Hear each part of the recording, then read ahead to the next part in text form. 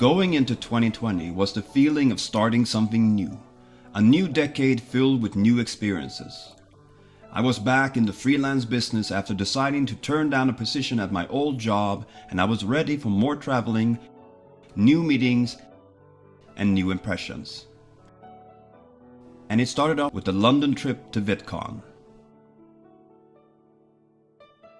with the new version of the YouTube World project.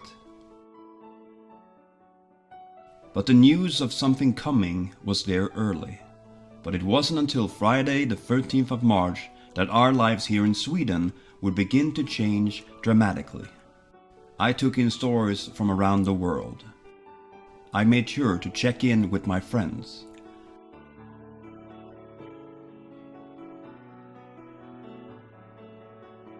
I got to host several corona-based online concerts, and I met some new friends.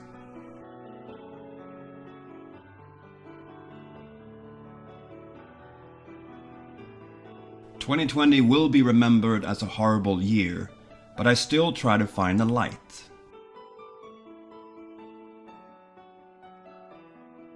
During the summer I started working within politics, and apparently I made a mark.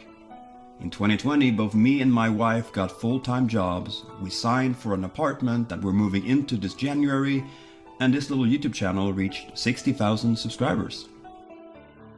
In August I became an uncle. And some of my friends are also expecting for 2021.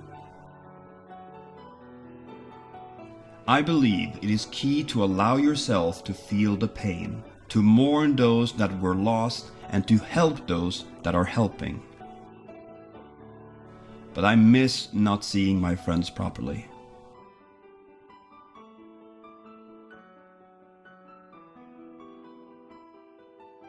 And one of the warmest memories of the year was also the coldest, as I decided to do this on the Swedish-Finnish border in early March.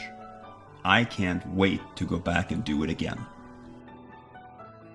This year has certainly taught us not to take things for granted. There will be a time when we can hug each other again. There will be a time when we can gather without fear for our loved ones, and there will be a time when we can transition to a new normal. Thank you to all of you for giving me energy throughout this year and for allowing me to do the same to you. We will get through this.